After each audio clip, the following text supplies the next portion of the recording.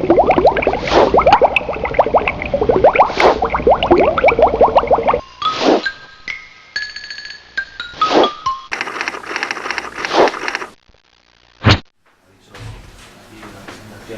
el director de innovación de Eleven. Yo creo que es importante que sepáis en realidad qué clase de compañías les yo trabajo y más o menos qué oportunidades surgen de ella. No penséis que aquí no hay un interés. Iba a decir encubierto, pero no es encubierto. Al final esto forma parte de una campaña que hemos iniciado desde la compañía para intentar acceder a vuestro talento incluso antes de que terminéis la carrera, ¿vale? Así que independientemente de que esto encaje en una asignatura concreta, independientemente de que ubiquéis los contenidos que estáis viendo en la carrera, lo que sería una formación profesional de seguridad informática, ¿vale? Independientemente de esto, yo quiero que veáis aquí una oportunidad para contactar con nosotros si es que os encaja con vuestras aspiraciones profesionales en términos de seguridad informática, así que directamente, para que no quede encubierto de ningún tipo, lo que voy a hacer es hacer primero el hablar, si queréis, el proponeros los esquemas de contacto, entender muy bien dónde estamos trabajando y el potencial de lo que estamos haciendo, y una vez que tengamos eso claro, hablaremos de conceptos que seguro que habéis visto en las asignaturas dispersas y vamos a intentar dar una visión lo más unificada y lo más completa de lo que hoy, a día de hoy, es la seguridad informática, ¿vale? Incluso antes vamos a romper por completo el ciclo. ¿Tenéis alguna pregunta o alguna cuestión antes de que empecemos? ¿Vale? Fijaros, nosotros somos Eleven Path, ¿vale? Eleven Path es una marca que, por lo excepcional de la creación de esta compañía, tiene en realidad dos diferentes maneras de referirse. Hay una manera, antes lo comentaba con un compañero, que es la legal, la que aparece en el registro mercantil, que deja clarísimo que se trata de una compañía de telefónica, somos Telefónica Digital Identity, ¿vale? Pero además de ese título, que es el que aparece en el registro, tenemos un título que es Eleven, ¿vale?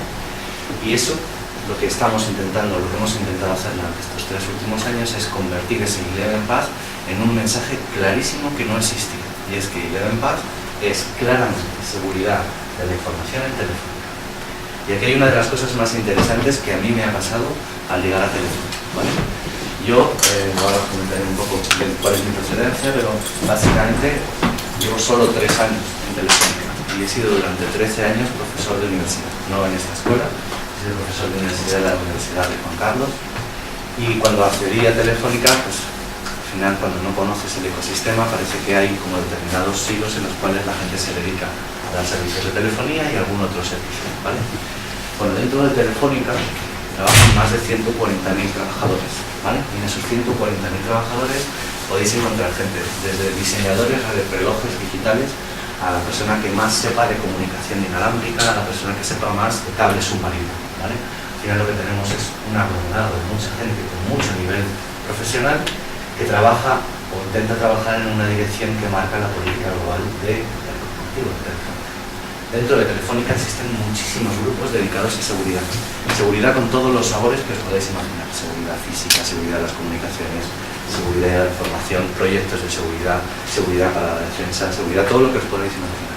Entonces, una de las tareas que tuvimos cuando se creó esta compañía dentro de Telefónica es intentar agrupar todas esas iniciativas bajo una única etiqueta, que sea la seguridad de la información, construir un discurso único e intentar que todos esos grupos dispersos que avanzaban hacia un lado o hacia otro, así te voy a tener que echar de la sala. Intentar que esa seguridad de la información fuese toda hacia una misma dirección y que todos aquellos grupos que de forma más o menos autónoma estaban trabajando, intentar que trabajaran en la misma sentido. Nosotros, sin entrar ahora en hacer la campaña de publicidad, ¿vale? No nos interesa aquí. Lo que tenemos es una serie de líneas de producto. La empresa se creó para generar producto de seguridad y lo que tenemos son una serie de líneas prioritarias en las que estamos trabajando y en las que tenemos apuestas de seguridad, ¿vale? Tenemos una línea que nos habla de privacidad e identidad, una línea que nos habla de ciberseguridad y una línea que nos habla de cómo la seguridad se puede ofrecer a un cliente, es decir, cómo se gestiona esa seguridad y cómo de alguna manera podemos proveer soluciones de gobernanza. ¿Alguno de vosotros me podría decir qué es la gobernanza de un sistema de información? Hostia.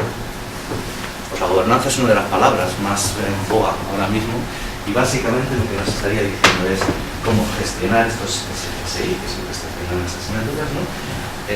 garantizando el cumplimiento de una serie de buenas prácticas y garantizar que todo eso se pueda hacer de una forma eficiente. Y créanme que la complejidad que hay detrás del mundo de la seguridad de la información es tan grande que de por sí es un desafío a día de hoy todavía no resuelto del todo, ¿vale? Así que esto lo que nos está diciendo es qué líneas podemos estar trabajando, y quiero que os quedéis con esta instantánea no solo por lo chulos que puedan ser los logos, sino porque fijaros que tenemos 3 líneas generales de producto, en las que luego hay muchísimos productos y muchísimas soluciones, ¿vale? Pero son 3 líneas de producto que luego vamos a ver reflejadas en la complejidad que a día de hoy se encuentra detrás de esa terminología de seguridad de la información, ¿vale? ¿Quiénes somos nosotros? Fijaros, la idea de ElevenPath y lo excepcional de esta apuesta por Telefónica es que crearon dentro de la matriz de empresas de Telefónica una startup, ¿vale? Era una startup entre comillas, porque en realidad por presupuesto éramos una startup, éramos un grupo muy reducido de personas. Por objetivos éramos una startup, porque queríamos ir a lanzar un producto uno a uno, teníamos que hacerlo, ¿vale? Pero no éramos una startup porque en realidad ese producto quien nos lo movía era el monstruo que había detrás de nosotros, que era Telefónica, ¿vale? O sea que, por un lado, funcionábamos con la agilidad que tiene una startup, pero de forma excepcional además, lo bueno que teníamos es que nuestra preocupación era generar productos o soluciones que fuesen muy disruptivas, es decir, algo que no existiera en el mercado, resolver problemas que nadie tuviera una solución como nosotros la planteábamos. Y luego traducíamos ese producto a la maquinaria de Telefónica, que era la que lo ponía en práctica, buscaba clientes y le buscaba el beneficio, ¿vale? A día de hoy lo que hemos hecho es fundirnos la parte que veníamos más de ElevenPath en ese carácter innovador, que aparezco yo, José María Palazón, ahora me sale Paraco, que lo repetimos, me parece Chema como jefe, ¿vale? Y nos hemos fundido con una estructura global que nos permite hablar ya de evaluación de experiencia de usuario y comunicaciones, nos permite definir políticas de marketing, nos permite definir cómo esos productos se desarrollan y se llevan a los clientes y cómo se empieza a hablar con los clientes, e incluso, fijaros, estamos hablando de Telefónica, hay un departamento entero liderado por Paco Ginel que nos permite establecer alianzas con grandes fabricantes de seguridad. Ahora no somos en absoluto una startup. Inicialmente sí que lo éramos, ¿vale? Pero ahora lo que somos es una empresa potente de desarrollo de soluciones de seguridad de la información, ¿vale?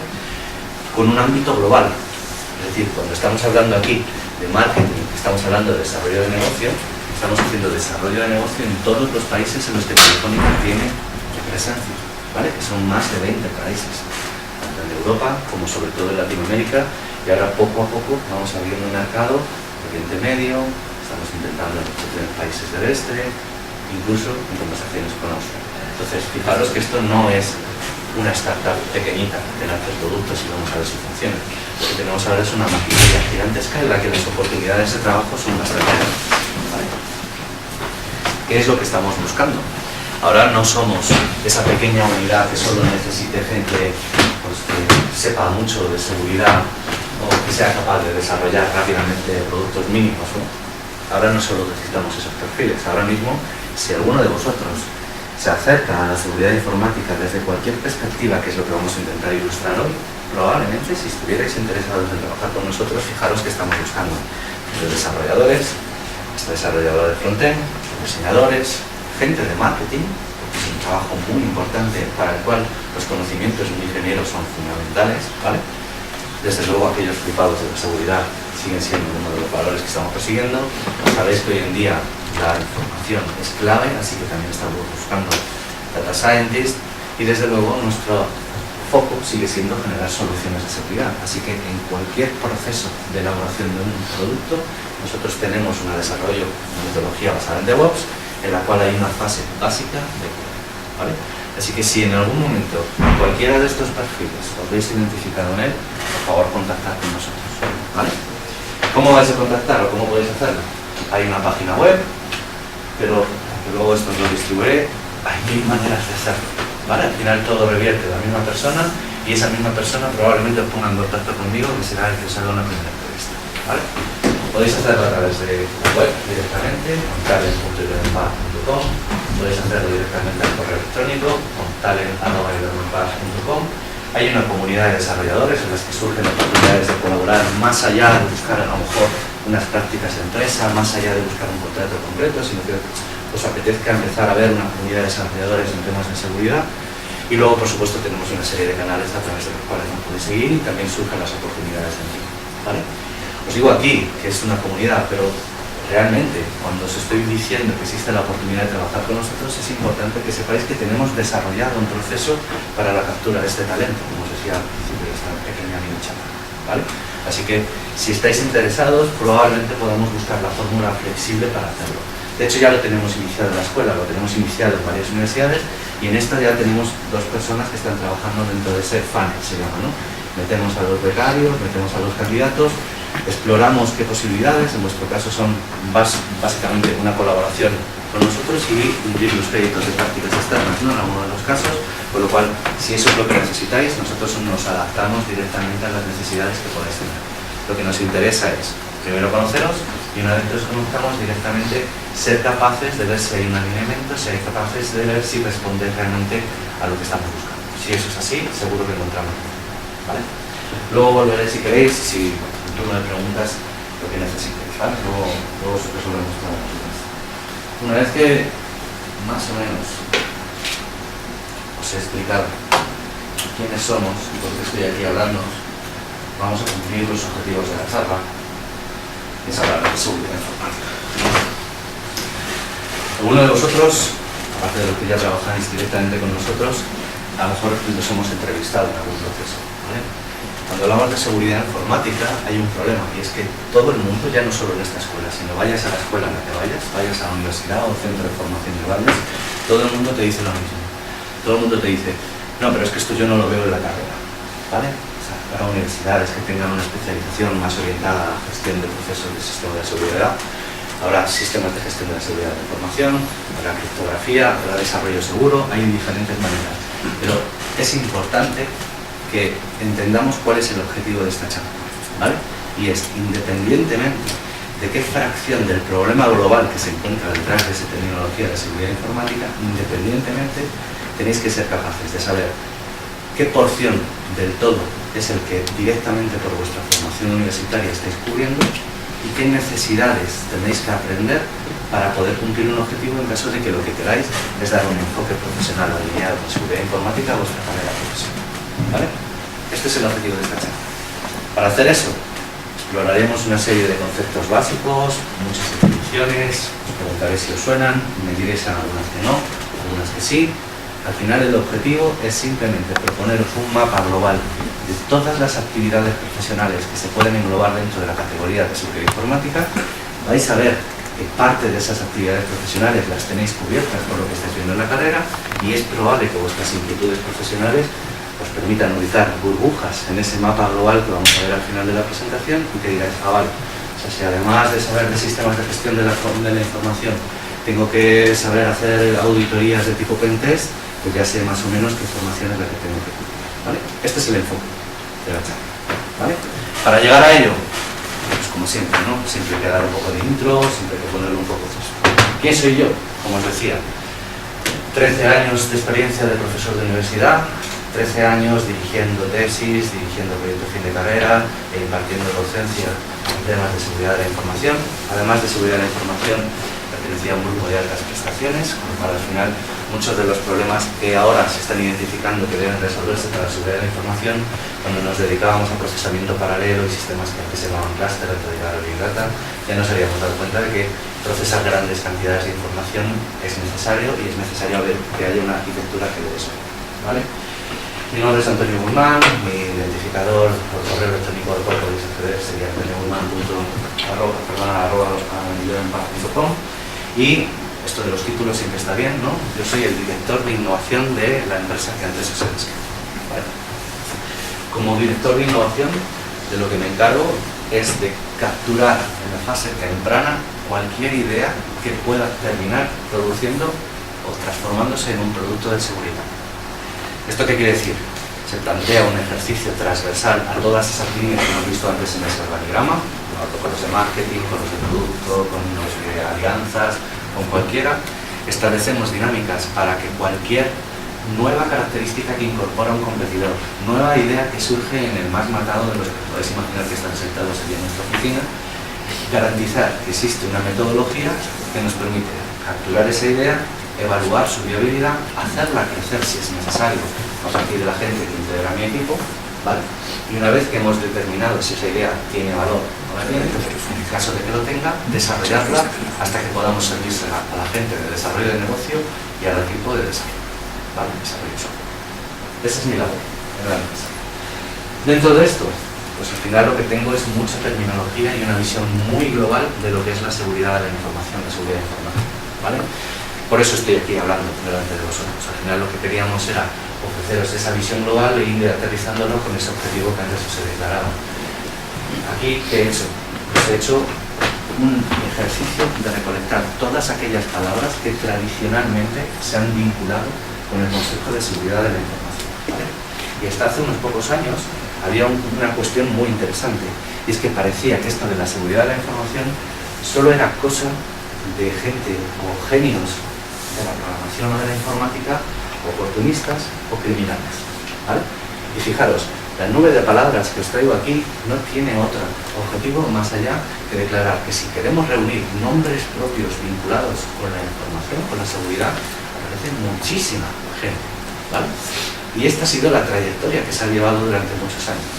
Parecía que cuando querías plantear una solución de seguridad para tu compañía, si eres una gran compañía y no contratabas a un nombre conocido dentro del mundo de la seguridad informática, parecía que no estabas planteando una solución coherente o no tenías el nivel de expertise que necesita una gran compañía. Y aquí aparecen todo tipo de nombres, no me he parado a que solo sea gente que haya tenido esta transferencia hacia la compañía, ¿no? Desde el mundo underground, pero los hay de todo tipo. Está el que programó en EMAP, está incluso el propio Eduardo Smart. Aparecen nombres propios. Lo que pretendo con esta charla es que nos demos cuenta de que esto del nombre propio asignado a la seguridad de la información está desapareciendo. El hecho de que muchos grados en las universidades, másteres dentro de las universidades e incluso formaciones universitaria estén enfocándose en aspectos como la ciberseguridad o la seguridad de la información, lo que nos está diciendo es que esta evolución en la cual hemos pasado por una serie de fases en las que los nombres propios brillaban particularmente, tiende a desaparecer. Lo que tendremos son profesionales de la seguridad de la información que practicarán y ejercerán su labor profesional en el ámbito en el que se hayan especializado, ¿vale? ¿Dudas hasta aquí? ¿Qué es la seguridad? La seguridad entendida desde esta aproximación global hacia la cual nos estamos encaminando en la charla de hoy, en realidad la podríamos romper en tres definiciones diferentes, dependiendo de cuál sea el ámbito en el cual necesitemos hablar de seguridad. Podemos hablar de que la seguridad es un conjunto de servicios y mecanismos en los que aparecen las tres palabras clave, que seguro que en algún momento habéis oído. Hablamos de integridad, hablamos de disponibilidad y hablamos de confidencialidad. Si hablamos de esos tres ámbitos en los cuales hablamos de seguridad de la información, estamos justo centrándonos en el concepto de información. Es si esa información se mueve, garantizar que no ha sido modificada o alterada, garantizar que siempre que quiero acceder a esa información va a estar disponible y garantizar que solo las personas que se desean acceder a esa información realmente lo hagan. Si cambiamos nuestra aproximación al problema de la seguridad y surgen necesidades o problemas de seguridad en un ámbito de sistemas, hablaremos de que el conjunto de servicios y mecanismos y políticas que garantizan la operación de modo seguro de un sistema es lo que vamos a conocer por seguridad. Es una definición muy global, pero lo que nos está diciendo es que también cae dentro de la seguridad de la información toda aquella aproximación, toda aquella solución que nos garantice que los sistemas funcionan como han sido diseñados. Y esto no es safety, ¿vale? Esto es seguridad. ¿Alguien sabe la diferencia de safety y security? Es en español la traducción en ambos casos es seguridad. Safety involucra vidas humanas y peligros relacionados tengo entendido que es esto, y seguridad es no tiene por qué, es como un ejemplo. En base a lo que tú dices, ¿no? Si yo tengo una infraestructura crítica, ¿alguien me puede decir un ejemplo de infraestructura crítica? Base de datos. ¿Una? Base de datos. Una base de datos es una infraestructura crítica. Sí, de esa base de datos dependen muchas. La estructura crítica típicamente puede que la base de datos sea el sistema informático que lo construye. Una infraestructura crítica típicamente es algo de lo cual su discontinuidad en el servicio puede afectar o bien a otras infraestructuras o bien afectar a vidas humanas, ¿vale? Ejemplos de infraestructuras críticas puede ser el sistema de comunicación, por ejemplo, de transporte, la generación de energía eléctrica, la generación y mantenimiento de sistemas de agua y abastecimiento de sistemas básicos, ¿vale? Esas son las infraestructuras críticas que se definen y hay una política nacional, europea e internacional que dice más o menos cómo hay que proteger estas infraestructuras críticas, ¿de acuerdo? En estas infraestructuras críticas típicamente se mezclan dos factores, un factor físico y un factor lógico. Y en el factor lógico, obviamente, necesitamos un repositorio en el que tengamos incluso aproximación en tiempo real, a bases de datos en tiempo real, y un nivel transaccional, ¿vale? En este entorno, si son infraestructuras críticas, pueden estar en peligro vidas humanas, como he dicho, es uno de los factores que las convierten en críticas, ¿de acuerdo? Cuando hablamos de safety, lo que estamos diciendo es que yo tengo que diseñar los sistemas para garantizar su operatividad. Si estoy hablando de una infraestructura crítica, sé que voy a tener que realizar tolerancia a fallos, replicar varios sistemas, establecer medidas de control que me permitan garantizar que la operación de ese sistema es correcta. Esas medidas destinadas a garantizar que siempre funciona de una manera adecuada es lo que se conoce como safety. En la aviación, que es otra infraestructura crítica, está claro, no sé si alguno de vosotros lo sabe, pero en la aviación tienen la obligación de como mínimo, la medida más básica de safety es duplicar sistemas, aunque típicamente son triplicar los sistemas, ¿vale? Eso es una medida de safety. Todas aquellas medidas que van encaminadas a proteger los sistemas de una acción malintencionada es security, ¿vale? Es decir, yo puedo tener un sistema de safety muy potente, pero si alguien decide tumbármelo, me lo va a tumbar, ¿vale? Así que todas las medidas que yo habilito para garantizar que un sistema, por muy safety que sea, no me lo tumbe a un hacker o un atacante externo, esas medidas es lo que se engloba dentro de security. Y esa diferencia es importante, porque fijaros, cuando hablamos de sistemas serán aquellas medidas que garantizan la operación. Cuando hablamos de información son aquellas que me permiten garantizar que esa información no queda comprometida y no puedo alterar el funcionamiento del sistema. Incluso si nos vamos a comunicación es exactamente lo mismo. Todas aquellas medidas orientadas a proteger la acción malintencionada o la acción no malintencionada, pero sí externa al sistema y que garanticen el modo continuo de operación es lo que conocemos por security. ¿Sí? ¿Vale? ¿Alguna duda? ¿Cómo se estudia esto? Pues es imposible, o tenéis un grado o un máster concreto, o al final lo que se suele hacer es optar por uno de los verticales. Si nos centramos en la primera definición, hablamos de información, pues aquí lo que vamos a tener es criptografía, criptosistemas. Si hablamos de seguridad de aplicaciones, tanto la arquitectura de los sistemas como la gestión de la base de datos. Si hablamos de sistemas y comunicaciones, gestión de servicios, sistema operativo, mecanismos y gestión segura de redes. Envolviendo todo esto, ¿qué es lo que encontramos? Una aproximación muy interesante que es garantizar que si todo esto es seguridad informática, existen metodologías alternativas y propuestas para hacer sistemas de gestión de la seguridad de la información, los famosos SGS, ¿vale? Al final lo que haces es identificar tus activos, identificar qué amenazas se definen sobre esos activos, qué contramedidas puedes habilitar para protegerte frente a esas amenazas y cómo estableces procesos de monitorización para garantizar que todo eso está funcionando, que puedes tener información añadida o eliminada de forma. Más cosas. ¿Qué clases de ataques tenemos? Esto es casi terminología básica de seguridad, ¿vale? Esto son clasificaciones y por definición, siempre que penséis, siempre que lleguéis a un tipo de referencia bibliográfica de seguridad que os hable de clasificación, dudad de ello, ¿vale? Yo haciendo un ejercicio totalmente de reducción al absurdo, os propongo una clasificación después de decir lo que os acabo de decir, ¿vale? Pero fijaros, cuando os digo que un ataque interno y un ataque externo plantean clasificaciones de tipos de ataque, es que en la vida real, muy probablemente, un ataque que podamos considerar efectivo haya supuesto previamente una parte externa de acceso a la información y posteriormente el compromiso o incluso la colaboración con algún tipo de agente interno dentro del sistema, ya sea voluntario o involuntario, ¿vale? Pero cuando accedéis a este tipo de bibliografía sí es interesante estudiar esta clasificación, pero con un objetivo muy claro, ¿vale? Fijaros, nos dice que los ataques internos son realizados obviamente desde dentro de la organización y los externos lo que hacen es aprovechar un servicio que se ofrece hacia el exterior. ¿Por qué digo que es interesante la separación en esta categoría? Por el segundo punto que aparece ahí, ¿vale? Es decir, si yo tengo un sistema en el que tengo determinadas medidas de seguridad habilitadas para protegerme frente a este tipo de ataques internos, voluntarios o involuntarios, insisto, lo que voy a tener es que la criticidad de lo que voy a tener en un ataque va a ser menor. Y esto es así. Al final, tenemos que darnos en cuenta de que si el ataque se desarrolla en un entorno interno a la organización, el acceso a los recursos y el daño potencial que se puede desarrollar frente a ese ataque puede ser devastador, ¿vale? Cuando tenemos un ataque externo, dependemos de cómo hayamos habilitado nuestros sistemas, dependemos de una serie de cosas, pero típicamente la cantidad de recursos que se ofrecen hacia el exterior no va a ser tan grande como pueda pasar cuando ya el atacante es un insider, ¿no? Que sería la terminología en inglés que nos soporta este tipo de clasificación. ¿Qué tipos de ataques o cómo se pueden estructurar estos ataques? Independientemente de que el atacante sea interno o externo, siempre se puede hablar de las siguientes categorías. Podemos hablar de aprovechar una vulnerabilidad, ¿vale? Siempre que la vulnerabilidad esté presente por diseño o que esté presente por fallo de programación, ¿vale? Existe software específico para la implementación de ataques, ¿vale? Y esto va evolucionando poco a poco. Cuando yo empecé a explicar seguridad, hablábamos de virus y gusanos, ¿vale? Ahora en realidad se habla de malware, se habla de troyanos, porque los troyanos siempre serán un clásico, se habla de los rats, ¿vale? Y se habla del ransomware. ¿Alguien sabe lo que es un ransomware? Sí. ¿Qué? No lo explicaron en clase, ¿no? Un código que Aprobado.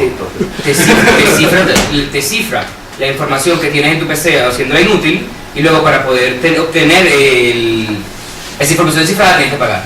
Con lo cual te piden el ransom sobre tu información. Básicamente, al final, fijaros, la clasificación global de este tipo de software es malware. Me da lo mismo lo que haga el malware. O sea, me da lo mismo que el malware se oculte y solo se ejecute cuando estoy instalado en una máquina de depuración de uranio, como pasaba con el Starnet, por ejemplo, ¿vale? Atacando infraestructuras críticas, una vez más como ejemplo. Me da lo mismo que lo que me haga es abrirme un shell y permitirme un acceso relativamente fácil, instalando una backdoor.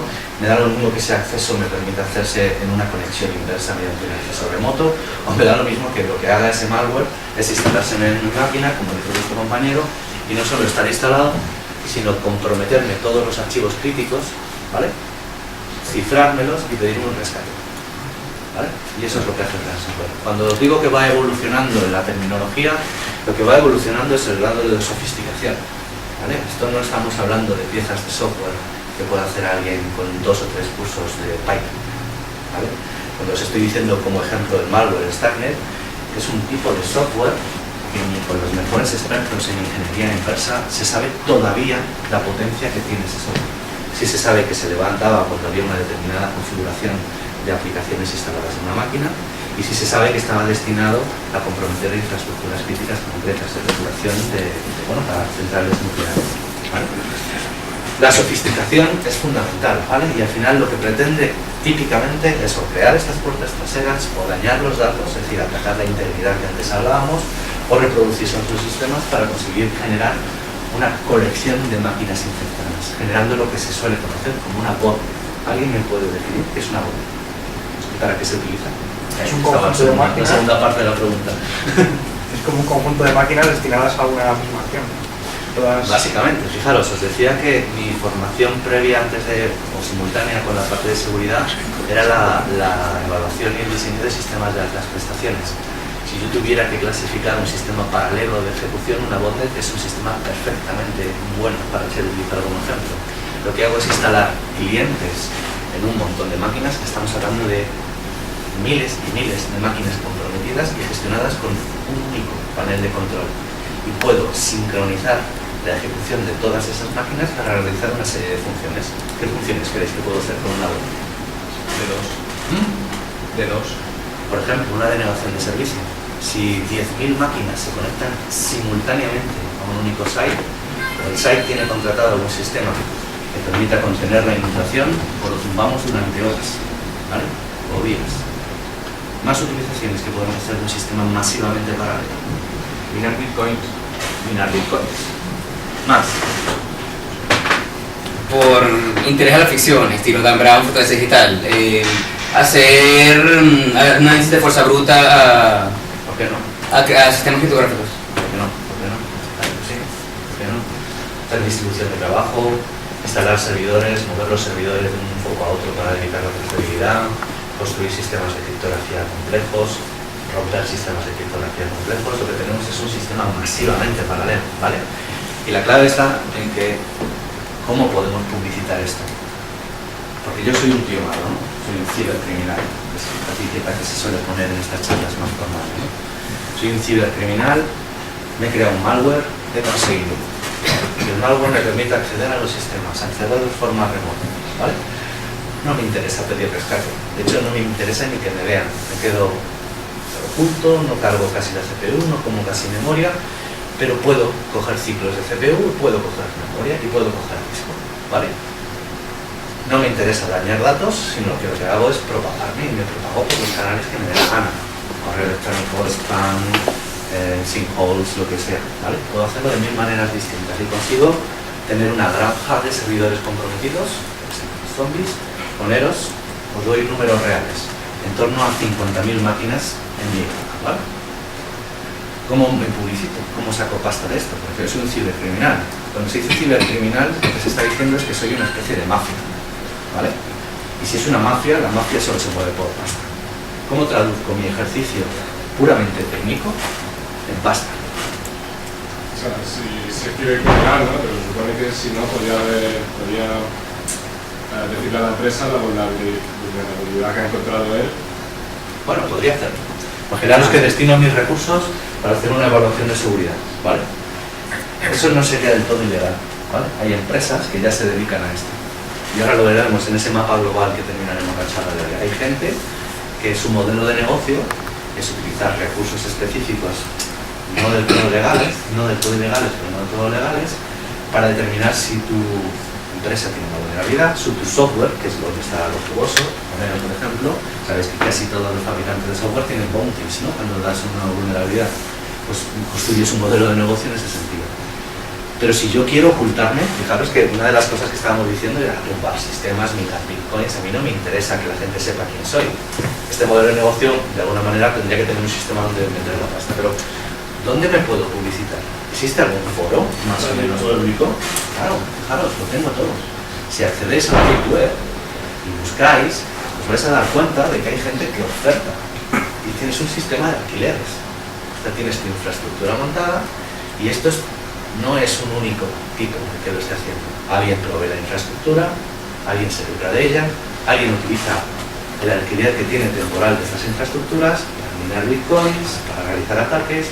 Esos ataques pueden estar enlazados con un ataque interno, pueden estar orientados a provocar una caída en bolsa instantánea que solo pillan los robots que ahora son los que hacen el trading en bolsa, y al final lo que hay es un modelo de negocio muy sofisticado, ¿vale?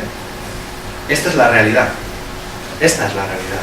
La clasificación lleva vigente años, si no décadas, ¿vale? Pero la materialización en el estado real en el que nos encontramos es crítica. ¿Qué otro tipo de ataques son los que son generales? Pues como decíamos aquí, fijaros, se me ha olvidado leer la última línea. Cuando hablamos de amenazas o ataques, hay que distinguir lo que son ataques físicos que requieren acceso a la máquina. Esto hasta hace 2 años se consideraba de baja criticidad, ¿vale? O ataques web, en los que el acceso se tiene que hacer de forma remota a un tipo de servicio o un tipo de sistema que se oferta a través de Internet, ¿vale? ¿Por qué os digo? ¿Vale? Mucha aventura decirme porque digo que hasta hace 2 años las amenazas físicas no eran graves y desde hace 2 años esto empieza a ser algo crítico. ¿Qué creéis que está cambiando en los paradigmas de computación para que ahora las amenazas físicas sean más significativas?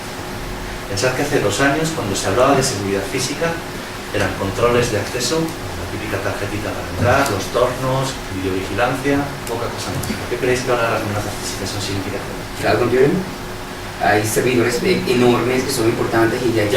¿Habéis estado alguna vez en un data center? Os cuento mi experiencia cuando fui a ver el data center de Telefónica, ¿vale? Ha dicho cloud computing como ejemplo de paradigma de computación, ¿vale? El cloud computing al final lo que tiene son instalaciones masivas que consumen una pasada de energía, donde montas racks de servidores, cada rack con una serie de blazer y cada blazer con un número de computadores alineados y con una red de altas prestaciones. Encima una capa software que te permite hacer una distribución dinámica del recurso, y ya dependiendo del sistema cloud que sea, pues ya tienes más elasticidad, más flexibilidad, más posibilidad de instancias, ¿no? Amazon, Azure, en España Athens, algún otro proveedor, ¿vale? Eso sería cloud. Si vas a ver un data center, resulta que son fortines, ¿vale? Eso es un sitio aislado, con barreras, 5 controles de seguridad. El que tiene Telefónica te pesan al entrar y te pesan al salir, ¿vale? No te ponen en rojo si pesas más de la cuenta, pero te pesan a entrar y te pesan a salir por si te estás llevando algo. No es el paradigma que está provocando activar esta amenaza física ahora mismo en cloud computing. Dime. Que ahora, hoy en día todos los servidores están conectados a internet y puedes acceder de cualquier punto del mundo a cualquier fábrica, punto crítico. ¿Y esto cómo se llama? Esto de desde un sistema lógico bajar a un sistema físico. ¿Cómo creéis que se está llamando ahora desde un punto de vista de los paradigmas de la computación? Es una etiqueta guay. Pues es Internet of Things. Si os parece a pensar. ¿No? Al final lo que está pasando es que se está deshaciendo el camino, cerrando el círculo, ¿no? Se empezaba con sistemas físicos, parece que hubo una evolución de sistemas físicos, parece que los paradigmas de computación nos llevaban a que ahora todo estaba en la nube, y ahora está todo en la nube, pero utilizamos la potencia y la flexibilidad que nos da el paradigma de cloud computing para lidiar con problemas de escala. ¿Y dónde hay un problema de escala fundamental? Cuando tengo millones de sensores físicos desplegados en una superficie geográfica. Esa conexión, ese cierre del círculo que nos permite ahora construir servicios en la nube, pero que recojan información masiva desde dispositivos físicos, es lo que se conoce como Internet of Things. El Internet of Things tiene una altísima exposición. Pero lo que tenemos son sensores, actuadores que son accesibles físicamente. Y si el proceso en tampering de la información que te reportan determinados sensores impacta en la forma en la que el servicio que está desplegado en la nube se ejecuta en una dirección. Así que cuando estamos haciendo esta clasificación que aparece aquí, por favor, no os creáis de la clasificación y lo que tenéis que pensar es que tiene sentido, pero cada mes, cada 2, cada 3 meses que pasan, hay nuevos casos que nos complican la adopción de cada uno de los puntos que tenemos aquí, ¿vale? De todos ellos, ¿cuál es el más provechoso a día de hoy? Insisto que esto cada vez va cobrando más importancia. Son estas amenazas web que aparecen. Amenazas web, mi recomendación es que vayáis a algún site, a algún sitio en el que tengáis más o menos una visión global de por dónde pueden ir los tiros. Esto que os traigo no son más que capturas de un sitio que se llama WASP, ¿vale? ¿Por qué me gusta WASP? Porque de forma periódica hace un ejercicio en el cual, sacando unas estadísticas que bueno, no son del todo fiables, pero sí es un ejercicio interesante, determina de todos esos ataques que se pueden hacer sobre servicios en Internet, cuáles son los más críticos, los más importantes, y los ordena en 10. De forma que es un top 10 de amenazas fuertes, ¿vale? ¿Por qué me gusta utilizar este tipo de ejercicio? No voy a detenerme en todos ellos, vais a tener disponibles, entiendo el material, o sea que no, ya le echéis un vistazo y lo miráis.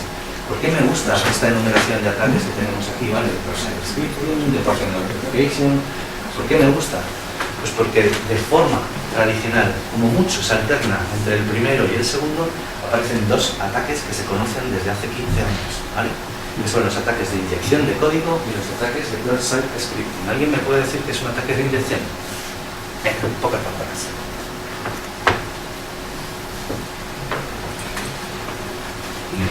Ejecutar. Venga, ponemos un caso concreto, inyección de código en el SQL. En un campo de texto y darle una sentencia SQL que cierre la actual para hacer... Es que no sé cómo explicar. A ver, en todo proceso, ¿no?, en el que yo pueda inyectar código, necesito que haya un motor que interprete la inyección, ¿vale? El caso más claro, más visual, es el que se deriva de SQL Injection, en el que tengo una aplicación web que me muestra un formulario, ¿vale?, con unos campos de formulario. Y típicamente la manera más cutre de hacer esa aplicación web, que sería cogerlo en el recibo del formulario, construir una sentencia SQL y lanzársela a la base de datos, ¿vale? Si hacéis esto, deberíais estar despedidos directamente de cualquier compañía en la que estéis trabajando. ¿Por qué? Pues porque si tú pasas directamente lo que recibes del formulario, construyes la SQL, una SQL no deja de ser un string, ¿vale?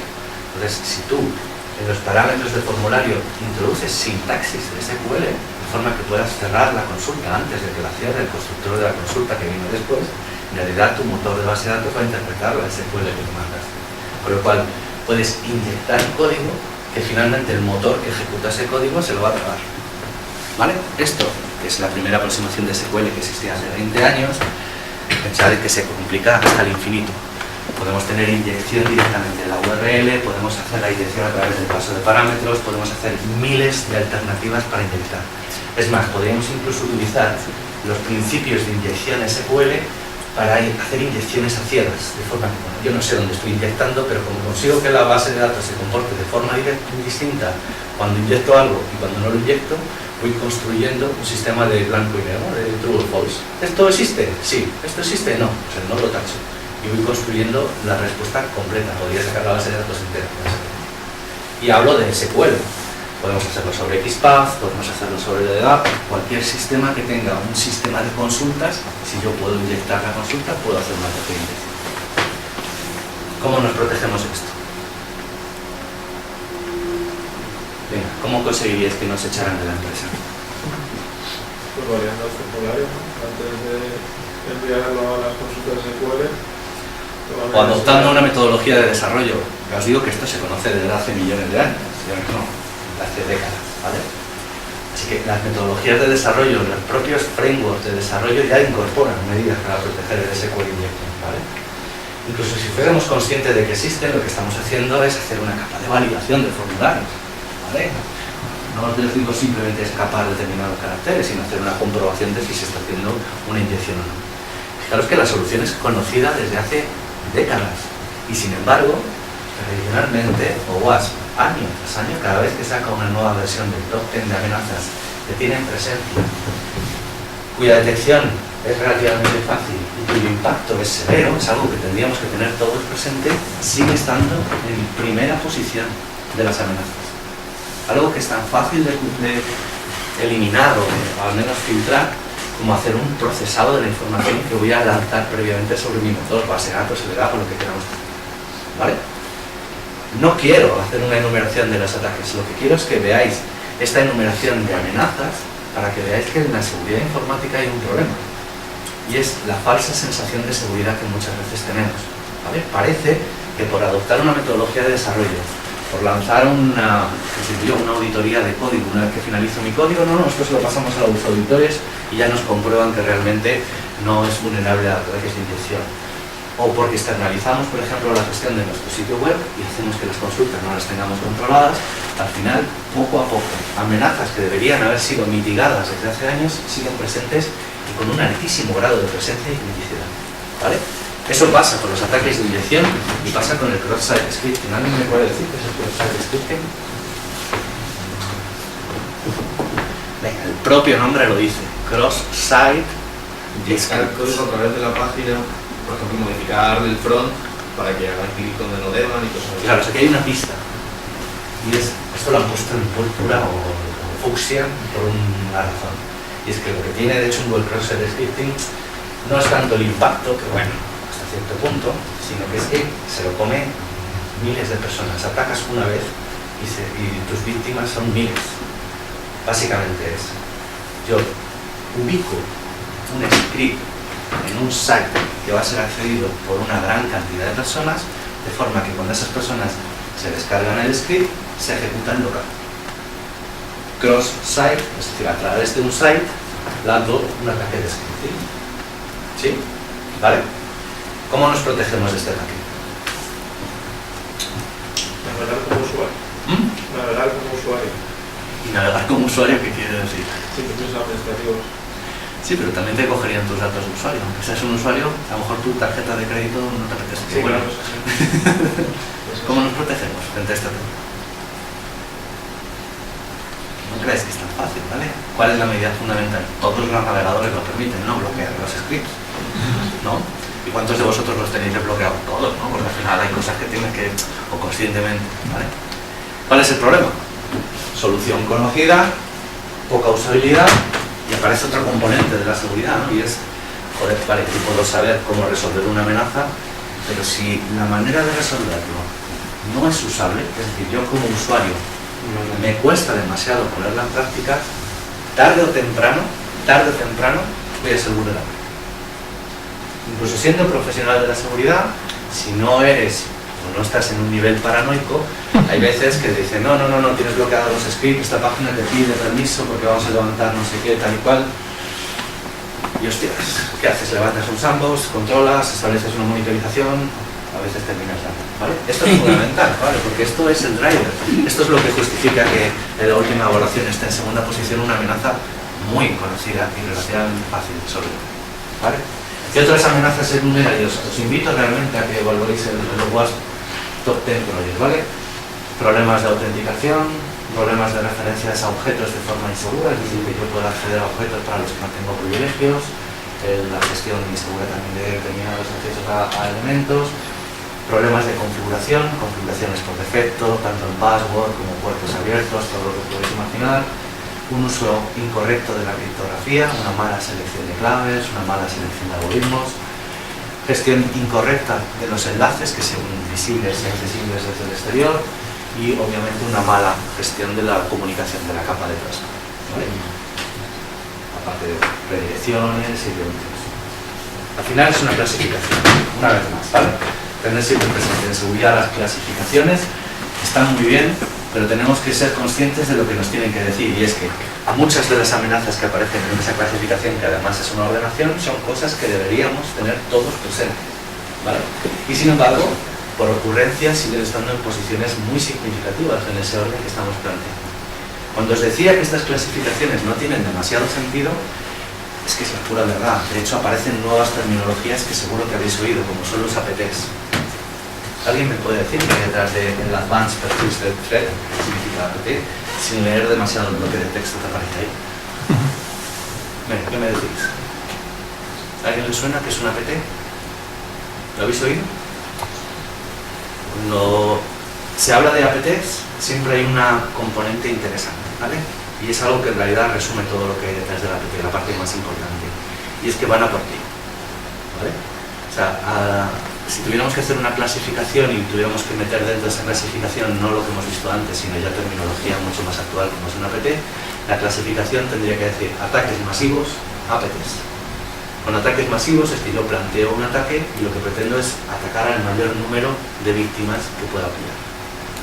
Por contra, un APT es algo en la que la víctima está claramente seleccionada.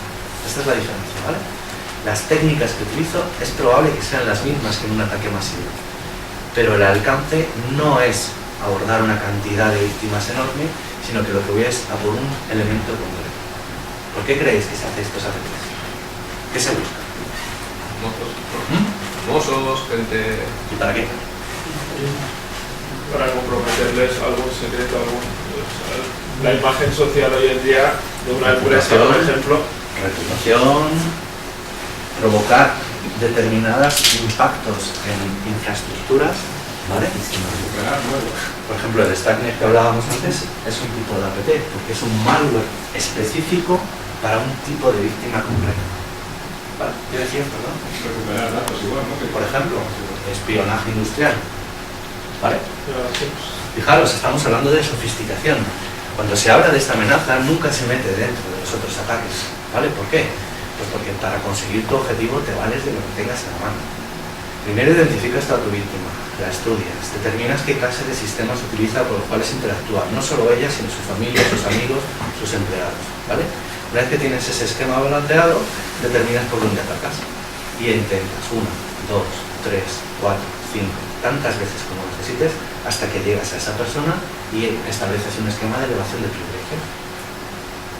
No importa, fijaros, no importa, ya no, esto refuerza la idea que decíamos antes, ya no se trata de que yo necesite un experto en ataques de inyección de código, no. Esto ya está industrializado, ya hay una maquinaria detrás de los sistemas de ataque en este caso, obviamente detrás de esta evolución viene toda la industria de la seguridad que sigue más o menos el mismo proceso, pero fijaros que es un ejemplo muy claro, esto está industrializado, hay una cadena de acciones que se desarrollan y para cada cadena tengo tantas alternativas como sea el problema que tengo que resolver. ¿Vale? Esto es equivalente a tener simplemente un proceso industrial definido en el que yo hago un reconocimiento, hago una recogida, intento sacar credenciales, intento filtrarme, establezco backdoors, hago movimientos laterales para establecer los canales de acceso, recupero la información y la filtro. Esto se llama una kill chain, ¿vale? Y ha adoptado una terminología que viene del mundo militar norteamericano, ¿vale? Fijaros, es la cadena de acontecimientos que se desarrolla desde el principio, que es la selección de la víctima, hasta que la víctima queda comprometida, igual que se haría una escala en una intervención armada, ¿no? Yo determino el objetivo, establezco recursos, logística, bla, bla, bla, bla, y lanzo el ataque. Esto se llama kill chain, ¿vale? ¿Qué es lo que sucede? Como os decía, si el propio ataque se está industrializando y ya no importa tanto el nombre del, si queréis, profesional de la seguridad que está detrás de la herramienta concreta, sino que al final lo que tengo es una suite informática llena de herramientas de ataque que me permiten implementar cada uno de estos eslabones. La industria de la seguridad, ¿qué está haciendo? Pues lo que está haciendo es posicionarse en cada uno de estos eslabones del kill chain. Es decir, yo como empresa lo que voy a hacer es garantizar que tu información no es fácilmente accesible, garantizar si alguien está recabando tu información y proveo de soluciones que intentan romper esta cadena en alguno de los eslabones. Fijaros, la industrialización del cibercrimen está provocando la industrialización del mundo de la seguridad informática. Y en este proceso de industrialización, esos nombres propios con los que empezábamos la charla empiezan a difuminarse. Ya no necesito tener un experto de seguridad, porque probablemente ese experto me permita protegerme frente a un tipo de amenaza. Yo lo que quiero es protegerme frente a cualquier amenaza, porque ahora no se trata de que alguien quiera atacarme por un ataque de dirección, es que alguien quiere atacarme y va a hacer lo que pueda para atacarme. ¿Vale? ¿Lo entendéis? Este es el mensaje. Fijaros que era nuestro objetivo inicial. ¿Dudas hasta aquí? ¿Qué características tienen estos APTs? Pues hay que tener la oportunidad, es decir, tienes que tener paciencia, por eso es persistent, ¿vale? Es decir, yo voy buscando la situación ideal en la que realmente lanzar el ataque, recabando información y esperando. Necesito recursos, tolerancia al riesgo, puntos de origen. Hay una serie de infraestructura que hace que esto no sea un ataque puntual, ¿de acuerdo? ¿Qué nuevos tipos de ataque podemos entrar? Entre este escenario, fijaros, hay pocas cosas que hacer, tenemos que industrializar la manera en la que abordamos la protección, traducir esos conceptos que hace nada, un minuto estábamos hablando, a formalizarlo en una serie de puntos es lo que pretendo poneros aquí ahora mismo. Al final lo que hay aquí es que ante este escenario resulta crítico hacer una gestión de la seguridad, ¿vale? Y para eso aparecen, como dice ahí, ¿no?, sistemas de gestión de la seguridad. Necesitamos alternativas globales que nos permitan trabajar en una serie de direcciones, tanto adoptar metodologías y desarrollos de código seguro que nos permitan minimizar esas superficies de ataque que definen todos esos marcos que hemos hablado, en los que hemos visto casos concretos de las amenazas web. Podríamos hacer el mismo ejercicio en otro de las amenazas que hemos enumerado, ¿vale? Tanto como eso, como además establecer metodologías que nos permitan revisar la implementación de nuestros mecanismos. Y aquí aparecen las distintas cuestiones, ¿vale? Necesito, por un lado, ser capaz de identificar en una fase muy inicial qué clase de amenazas se están definiendo. Eso implica tener expertos en seguridad capaces de analizar cualquier evidencia de nuevos ataques e identificarlos como una amenaza. Esto es fundamental, ¿vale? De hecho, lo ideal sería ser preventivo, es decir, habilitar mecanismos de seguridad que no requieran el conocimiento a priori, sino que fuésemos capaces de protegernos incluso frente a amenazas desconocidas. Pero bueno, eso es una especie de nirvana en el mundo de la seguridad de la información, ¿vale? Yo tengo que conocer las amenazas, tengo que garantizar que las vulnerabilidades de mis sistemas son mínimas y para ello tengo que adoptar metodologías que me permitan construir cada vez soluciones, sean las que sean, más seguras, y todo ello lo tengo que hacer con una gestión de la seguridad. Esta gestión se traduce en adopción de determinadas políticas, ¿vale? Y aquí entiendo que en la asignatura habéis estudiado distintas alternativas de metodologías de SFSI, ¿vale? TECIF, RAM, cualquiera de las que podemos tener. De lo que hay detrás de esto, al final siempre es lo mismo, es identificación de tus activos, identificación de las amenazas, cómo esas amenazas pueden afectar a los activos, cómo para proteger esos activos habilito contramedidas y cómo monitorizo que esas contramedidas están siendo efectivas frente a las posibles amenazas definidas.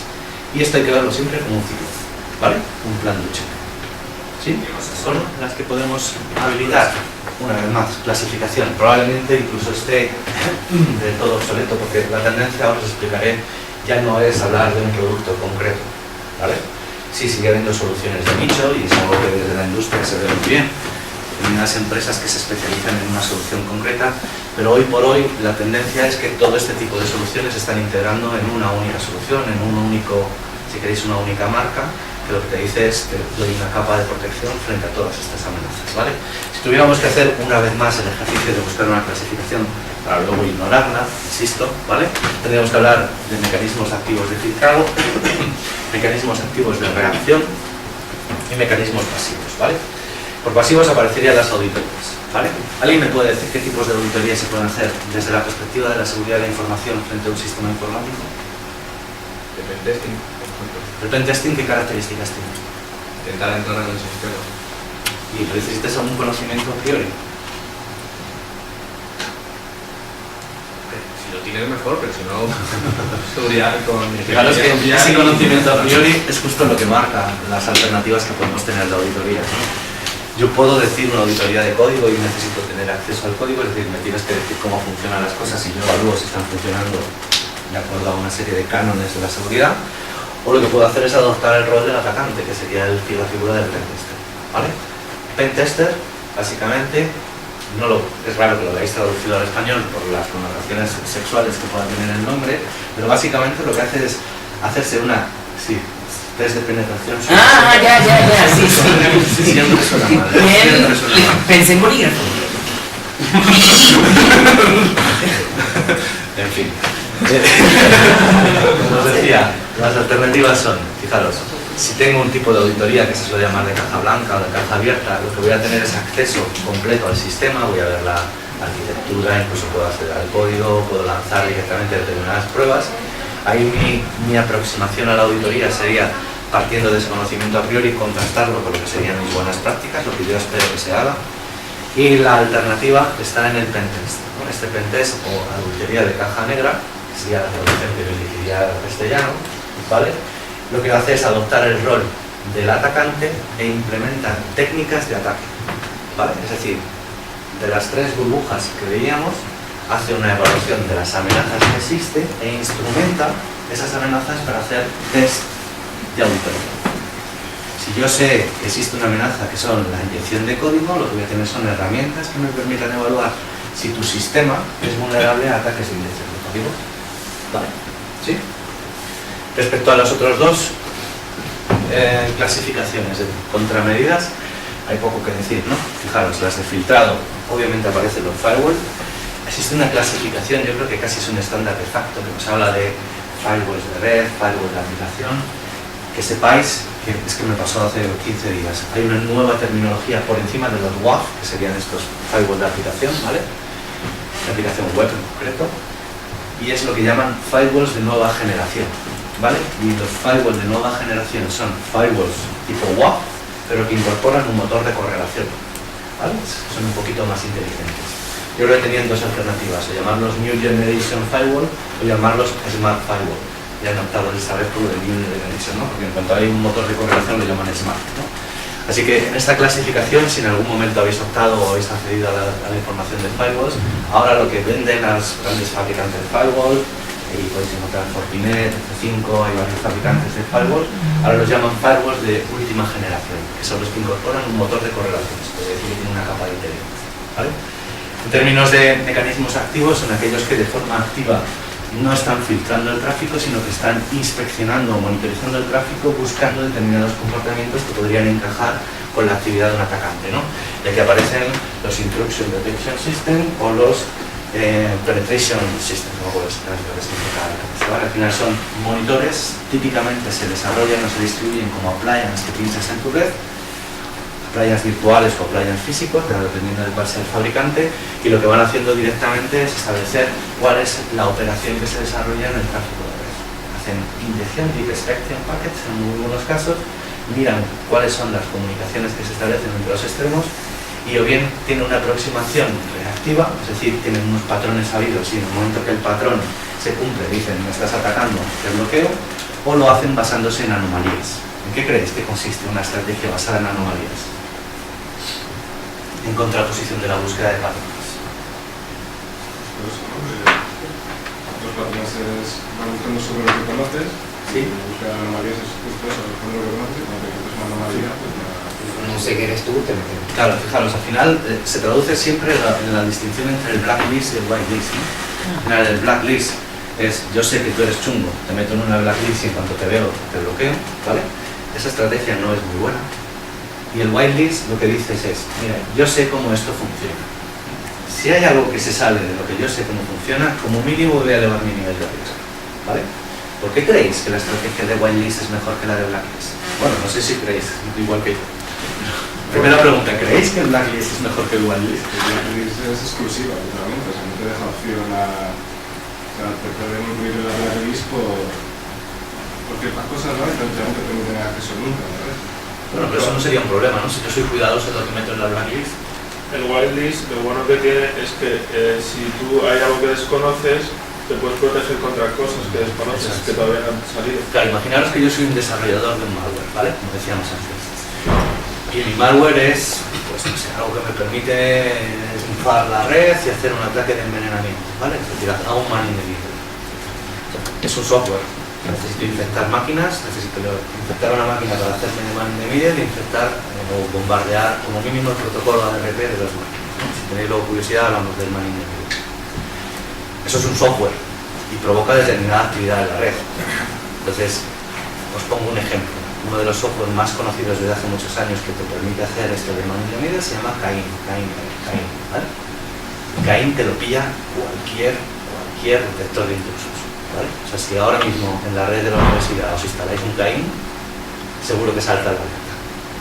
Si vosotros fueseis alguien que quiere utilizar el Cain o el propio desarrollador del Cain, ¿qué haríais? Ocultar la actividad o cambiarla.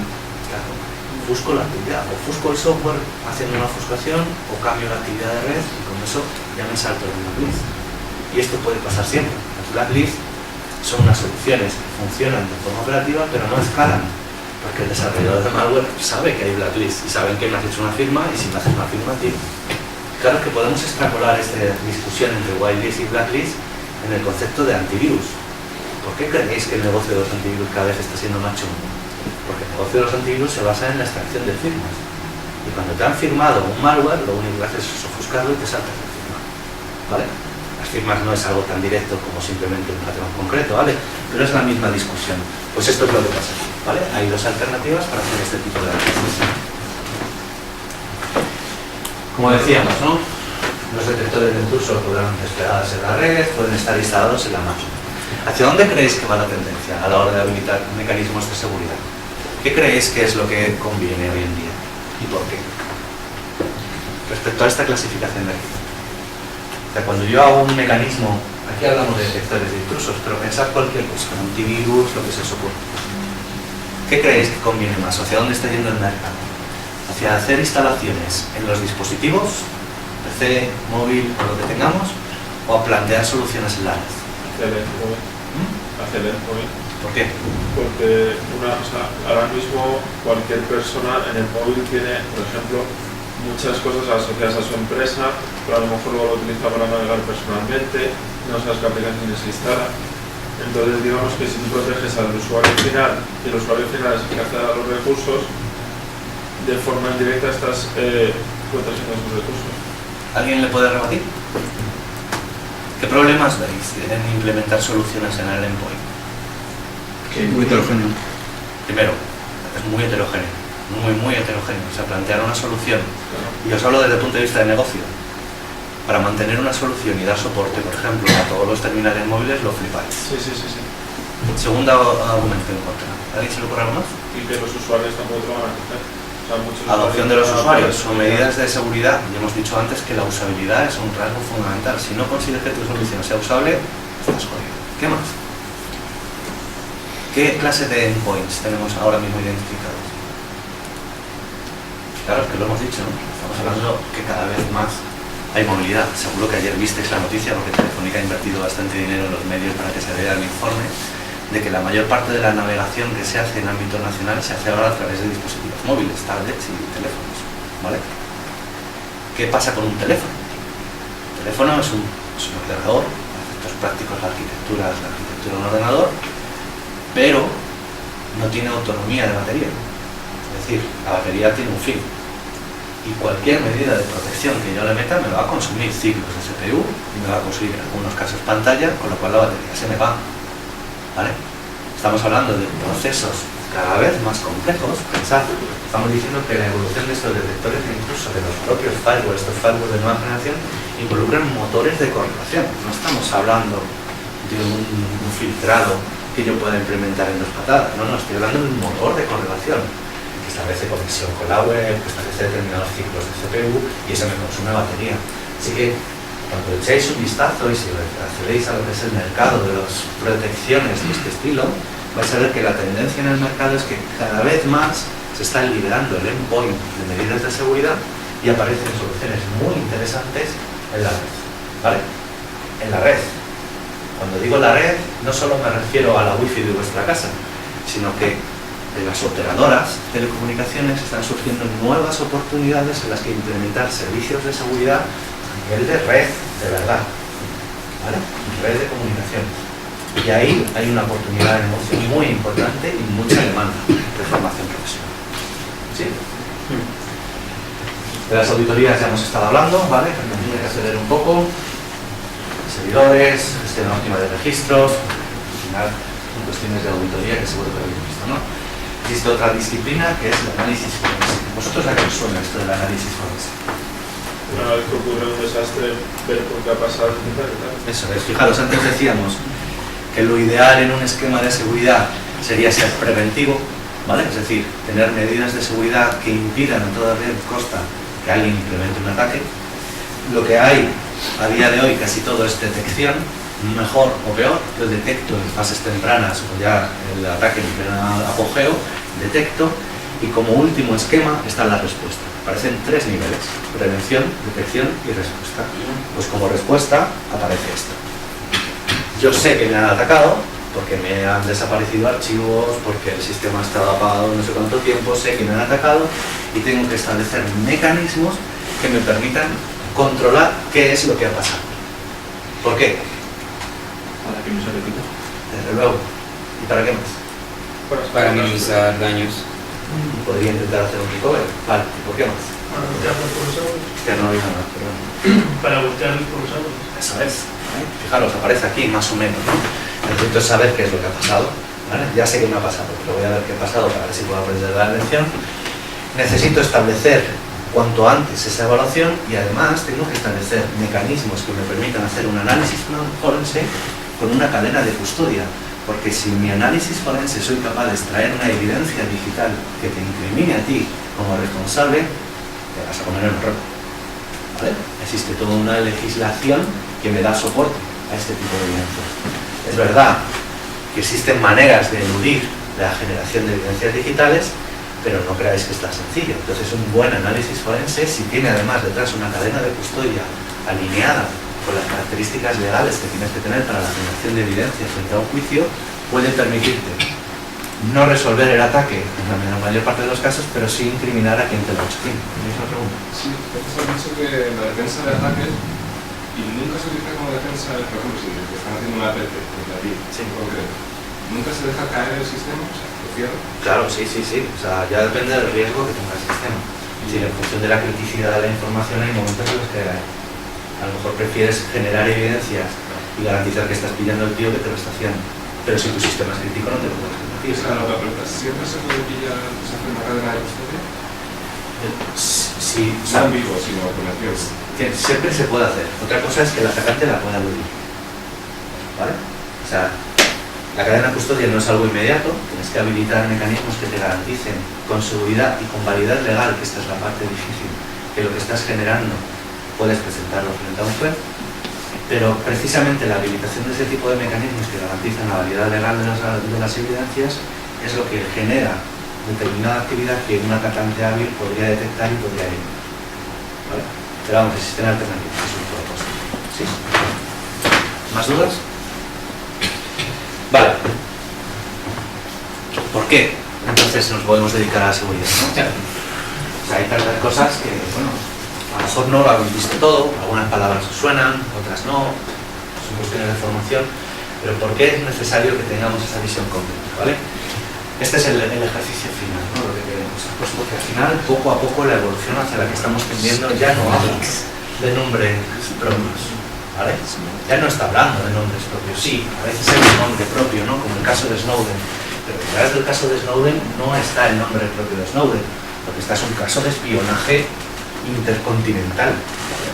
Es decir, estamos hablando de actividades en las que ya no aparecen esas figuras, si queréis, con cierto componente romántica, que son esos hackers que existen y que todavía se ganan la vida. No sé si alguno de vosotros os suena a Kevin Mitnick, ¿no? Pues Pues hace unos meses conocí a Kevin Mitnick y te da su tarjeta de visita y es como una estrella, ¿no? Con una tarjeta de visita que son unas ganzúas metálicas, ¿verdad? Así, y es como, te voy a hacer el honor de darte mi tarjeta de visita, me dijo. Y son estrellas, claro, surgieron a finales de los años 70, durante las décadas de los 80, 90 del siglo pasado, y son figuras que se les conoce por el nombre. Al principio de la presentación os he hecho la nube de palabras y son todos nombres propios. Hago el ejercicio aquí contrario, ¿vale? Aquí os estoy incorporando terminología que nos habla de esa industrialización del mundo de la seguridad, ¿vale? Fijaros, aquí aparecen nombres que deberíamos tener todos presentes. Todos conocemos el caso Snowden y yo creo que ya no es solo la persona lo que ilustra. Ahí me he permitido el lujo de meteros un caso nuevo, ¿no? Son leaks, aparece Wikileaks por otro lado, aparece la organización de Anonymous, Red Hacks, aparece gente chunga como los del Syrian Army, estos que aparecen por aquí, aparecen otros más chungos todavía por aquí, que es el Tesla Team, que son chungos. Son organizaciones criminales que utilizan todas las técnicas que hace 10 años parecían como islas dentro del mundo de la seguridad, y lo que hacen es instrumentarlas, incorporarlas en suites informáticas y plantear un esquema de negocio, pues un ánimo de lucro que hay detrás de todo esto, ¿vale? ¿Cómo abordamos entonces el estudio de la seguridad? Esto no se puede hacer de forma aislada. Yo no puedo explicar únicamente criptografía, ¿vale? Cuando hablo de seguridad informática y ahora sí hacemos el mapeo, que sería una situación laboral, estoy hablando de seguridad informática por un lado, pero tengo que tener presente cómo la gente se lucra cuando decide el crimen, ¿vale? Tengo que tener presente lo que acabamos de ver, que en algunos casos será necesario hacer un análisis forense. Y el análisis forense es una pieza fundamental que está íntimamente ligada con la legislación. Al final es la implementación o la generación de evidencias digitales, por lo cual hay posibilidad de formarte como ingeniero en seguridad informática en términos de la legislación. Gobernanza. Necesitamos construir sistemas que nos permitan orquestar estos sistemas tan complejos, ¿vale? Es orquestación lo que hay detrás de la gobernanza. Governance es la palabra que se ha elegido, pero lo que tenemos es un sistema altamente complejo en el que hay unas reglas más o menos difusas y que tenemos que garantizar que se cumplen, ¿vale? Eso es una gobernanza. Hablamos de auditorías, hablamos de empresas, antes lo mencionabas por ahí, hay empresas que se lucran de la aparición de vulnerabilidades. Pues tenemos que ser conscientes de que esto forma parte del ecosistema. Hay determinados ataques, determinadas contramedidas, y como profesionales de la seguridad informática tenemos que estar formados para esto. Esto de por sí ya es complejo, ¿no? Pero fijaros que si nos centramos en cada una de las ramas en las cuales podemos ir tirando, la realidad es abrumadora. Si hablamos de ataques, fijaros que podemos hablar de fuga de información, de ataques a los criptosistemas, ataques contra el anonimato, ingeniería social, malware, ransomware, APTs, ataques a los sistemas y comunicaciones, con exploits, spoofing, seguridad web, bad BIOS, RATs. Fijaros, donde aparece un simbolito de estos es que hay más. Solo en seguridad web aparecerían un montón de amenazas, como las hemos enumerado, y alguna más. Al final lo que tenemos es una complejidad enorme si solo nos quisiéramos especializar en ataques, ¿vale?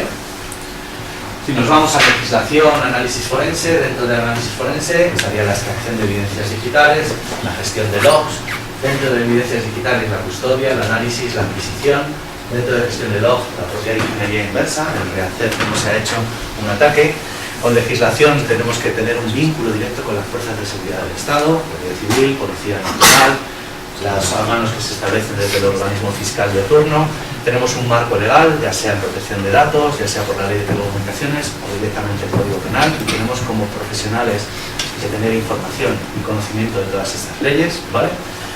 Aparece dentro además en los esquemas nacionales, en concreto en España tenemos un esquema nacional de seguridad que aplica directamente a las administraciones públicas, por lo cual otro campo de profesionalización sea adaptar ese esquema nacional desde el punto de vista de la legislación. Y en términos de gobernanza aparece una gran colección de buenas prácticas, evaluaciones de riesgo y certificaciones de SGSI, por ejemplo la ISO 27000, ¿vale? Como marco. Si hacemos el mismo ejercicio con la parte de empresa, fijaros que aparecerían las políticas de Zero Day, el Security by Design, la compra de vulnerabilidades y como una excepción las TEAs, ¿vale? ¿Alguien me sabría decir qué es esto de políticas de Zero Day? ¿A qué os suena esto de Zero Day?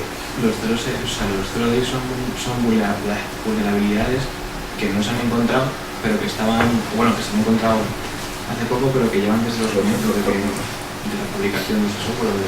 Claro, planteábamos hace un momento los esquemas, ¿no? Prevención, detección y respuesta. Un zero day es típicamente una amenaza que yo no sé desde cuándo lleva presente, pero de la que yo no sé nada.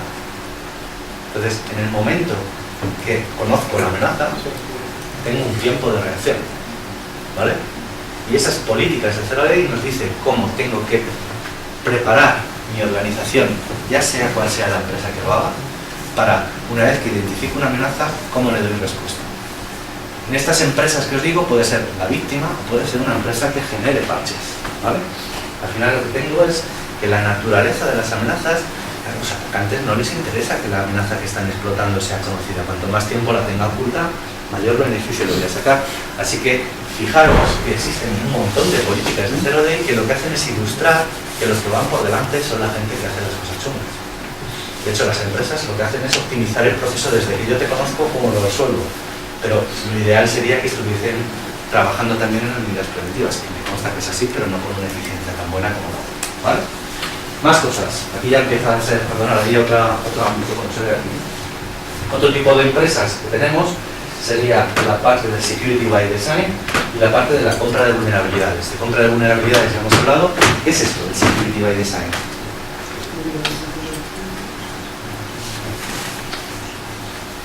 ¿A qué os suena security by design?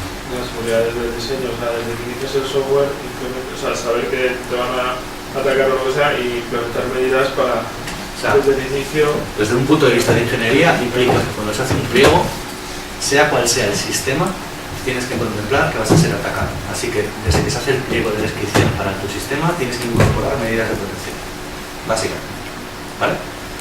Es decir, cuando dimensionas el rendimiento, cuando evalúas la escalabilidad, cuando evalúas los costes, cuando haces una enumeración de especificaciones, entre esas especificaciones y esos costes tiene que estar la seguridad. Porque la seguridad nos afecta, sí o sí, siempre. No es safety, es security, ¿vale? Es importante esta separación.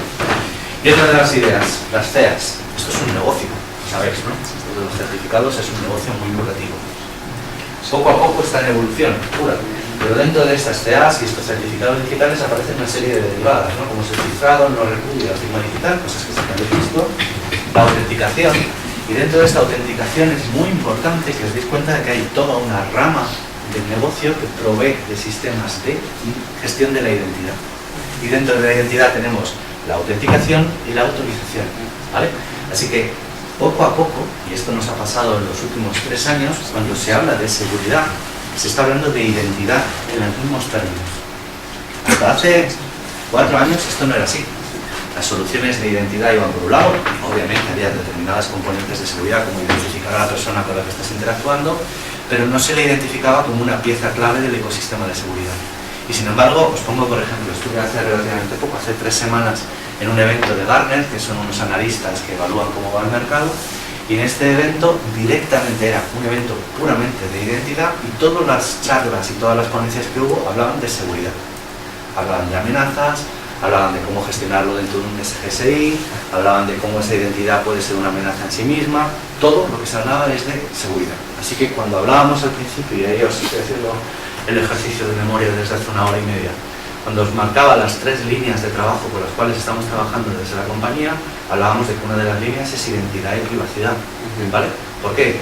Porque cuando hablamos de seguridad, hoy en día la identidad es una burbuja más, ¿sí? ¿Vale? ¿Qué más cosas tenemos? Hacia dónde vamos, ¿no? Tenemos esa privacidad, como os decía hace un momento, esta identidad, una burbuja fundamental en el discurso que tenemos ahora mismo en seguridad, comunicaciones, con todo lo que tengamos, y lo que hemos identificado como desafíos. En esto estamos trabajando en nuestra compañía, ¿vale? Es todo lo demás ya existe, ya hay soluciones más o menos maduras, son modelos de negocio, oportunidades laborales, cada uno debe tener, y si lo que pretendemos es innovar, donde nos estamos moviendo ahora mismo en términos empresariales, es en gestión de criptomonedas, problemas de privacidad que no están resueltos, gestión de movilidad, que hay muchos problemas que no están resueltos, obviamente el paradigma que antes marcábamos con el cloud computing, y dentro del cloud computing las derivadas, ¿no? La utilización de Big Data para alimentar sistemas de inteligencia, lo que se llama el Connected World, ¿vale? Que es establecer directamente interoperabilidad entre todos los sistemas con los cuales trabajemos, o el propio IoT que antes también sacamos, ¿no? Internet of Things. Como diferenciación, si queréis, aparecen las infraestructuras críticas, que a día de hoy se puede aplicar lo mismo que IoT para infraestructuras críticas, pero en sí mismas son un desafío por la propia definición de infraestructura, ¿vale? Todo eso al final se traduce en una burbuja que es hacia lo que se está tendiendo y es incorporar esas capas de inteligencia. Acordaros que hemos dicho que en el caso de los firewalls es lo que nos lleva a hablar de firewalls de última generación. Al final lo que estás haciendo es consumir fuentes más allá de las que definen el propio sistema para garantizar una operabilidad y una eficiencia un poco mayor. ¿Qué fuentes son las que se están utilizando? OSINT y ZipIn. Sé que Mobicuidad, que está debajo de Mobile World, Sí. que es La propia movilidad, la utilización de los móviles para interactuar con distintos sistemas. Ya no solo la movilidad que te da el hecho de que la autonomía del dispositivo te permite conectarte a distintas posiciones, sino la movilidad lo que nos permite es establecer determinados procesos en esas plataformas. ¿Vale? Es una especie de paradigma distinto. ¿Alguien sabe lo que son los SINC? Son fuentes de datos. ¿Qué creéis que tienen? SINC es Open Source Intelligence. Al final, sources intelligence, ¿vale? Son fuentes abiertas para la inteligencia. Aquí lo que estás haciendo es construir sistemas de inteligencia para dar servicio a la seguridad de la información a partir de fuentes que son públicas. Y ahí se meten redes sociales, se mete lo que esté indexado por Google y todo lo que en algún momento haya sido hecho público, ¿vale? En estos OSINT, además aparece otra derivada que son los ZipIn, que son aquellas fuentes, si bien no son directamente abiertas, con determinada, si queréis, definición de mecanismos, podemos acceder a ellas. Entre ellas, por ejemplo, estaría la utilización de la Deep Web como fuente de datos para la inteligencia, ¿vale? Fijaros, esto, con el consumo de estas fuentes, atenta de forma directa sobre esta burbuja de aquí. Porque lo que se está haciendo es utilizar la adopción laxa de medidas de seguridad y privacidad que tenemos todos cuando accedemos a las redes sociales y se integra en procesos de toma de decisión para construir mecanismos de seguridad cada vez más evolucionados.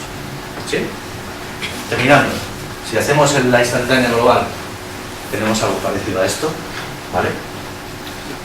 Mi aproximación es que un profesional de la seguridad, como mínimo, tiene que saber de qué va cada una de las burbujas que aparece aquí. Pero claro, eso plantea una situación de cierta tensión, ¿no? Como poco. Así que no tiene sentido tampoco expresarse, ¿no? Al final es importante sacar una instantánea global, es importante saber qué complejidad tiene la seguridad de la información. Esto justifica que la seguridad de la información tiene un cuerpo suficiente en sí mismo, ¿vale? Tiene tantas derivadas y tanta complejidad que no es algo a lo cual te puedas aproximar de refilón, ¿vale? Es algo que tenéis que a día de hoy utilizar los canales formativos que tenéis, pero desde luego completarlos, porque a día de hoy todavía los programas educativos a las universidades no dan una respuesta global sobre todos esos puntos, ¿no? ¿Y qué hay que hacer? Aquí puramente opinión personal. Mi idea, especializaros. Al final todos tenemos determinadas habilidades. Hay gente a la que se le da mejor las matemáticas, la programación, hay gente que es muy perspicaz, con lo cual para la parte de auditoría va muy bien, hay gente que se le da muy bien las leyes. Buscas una especialización si lo que te gusta es la seguridad, sin perder el foco global, buscas una especialización, eliges una de esas ramas y para formarte lo que tienes que hacer es buscar formación de cualquier manera. Y esto es un campo de trabajo, esto no se puede simplificar, esto es pues, como cualquier otra rama de la informática. Sabéis que estáis en una carrera, informático o teleco, me da lo mismo, estáis en un tipo de carrera o una profesión en la que la formación nunca va a acabar. Entonces, es asumirlo desde el principio y tener en cuenta que, en este caso, la disciplina tiene cuerpo por sí mismo. Y es algo que poco a poco está cambiando, ¿vale? Yo sé que ahora mismo estáis en programas educativos en el que la seguridad todavía se plantea con una o dos asignaturas obligatorias en alguna obligativa, pero es algo que, desde mi punto de vista, esas certificaciones tienen que ser coherentes con el grado de especialización que tú quieras adquirir, ¿vale? Desde mi perspectiva, a no ser que para un tipo de trabajo muy concreto os estén pidiendo una certificación muy concreta, yo nunca me certificaría hasta no estar ya en el mundo profesional, ¿vale? A no ser que vuestra orientación formativa, es decir, que las carreras que estéis evaluando ya os estén claramente orientados a esos niveles de certificación, con lo cual parte del trabajo ya lo tendréis hecho y no tendréis que hacer una inversión extra después. En términos de cuál te recomendaría, como soy muy escéptico por las certificaciones, no te doy ningún Y al menos alguna para servir como guía, no para sacar la certificación en sí, sino como... Pero es que hay millones. A mí, por ejemplo, una de las que más me gustan en términos de contenido son las de Cisco. Pero las de Cisco solo tienen sentido si te vas a dedicar a las cosas de Cisco. Entonces, el problema de las certificaciones es que no dejan de ser una pegatina más. ¿Vale? Es verdad que en algunos casos pueden cubrir determinadas deficiencias formativas cuando te quieres dedicar a la formación, al ejercicio de la seguridad informática como profesión, pero hay que ser muy cuidadoso porque algunas son muy costosas, claro. Normalmente las empresas, siempre y cuando tengan un tamaño medio o grande, invierten en la formación de sus empleados. Os pongo un ejemplo, en Telefónica solo te piden certificaciones si vas a trabajar en esas ramas que os comentaba que se dedican a la elaboración de proyectos. ¿Por qué? Pues porque para ganar los concursos públicos piden que los profesionales que vayan a estar detrás del ejercicio de ese concurso tengan determinada formación, determinadas certificaciones.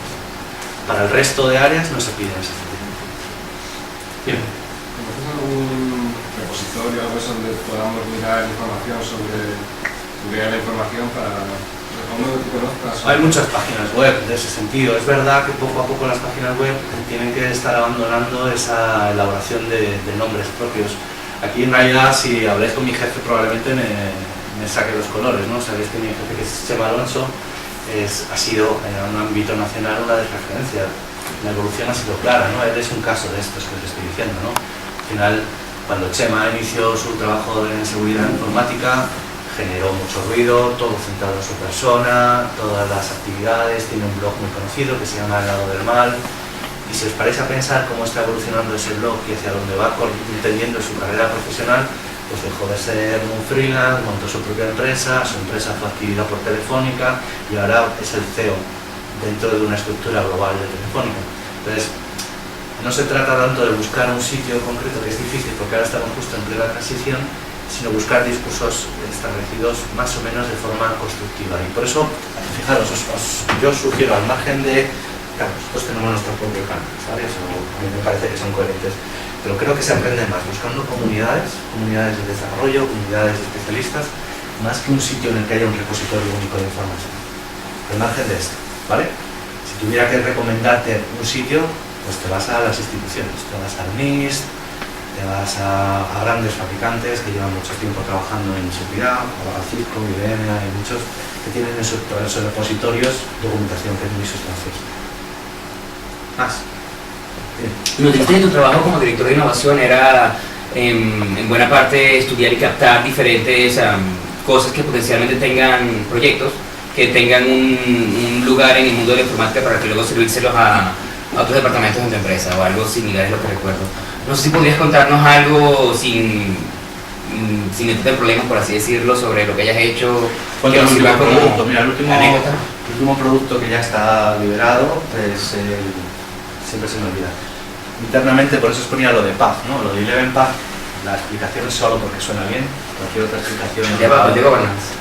¿Qué? ¿Lo de 11 Path? No, el último... No, el último producto que hemos desarrollado enteramente, con todo el ciclo completo, es Tacit, ¿vale?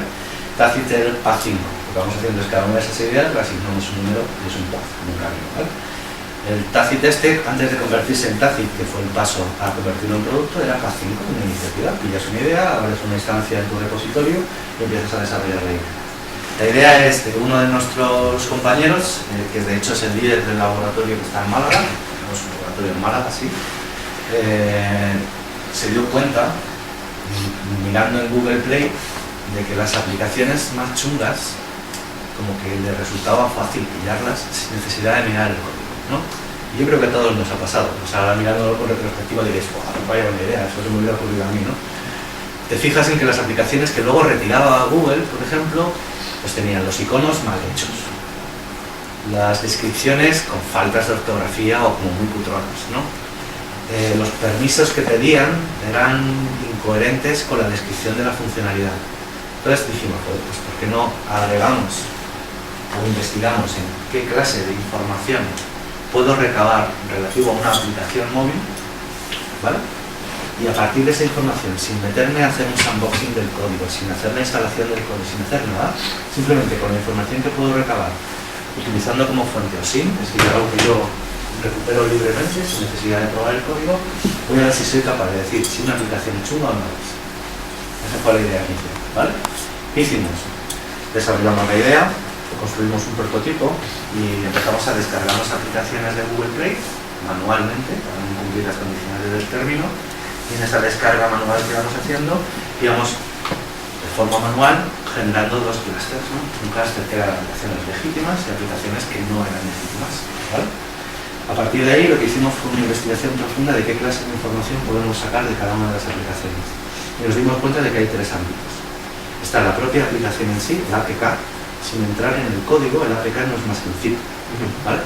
Al ser un zip hay metadatos y hay bits de información codificadas en la estructura del zip.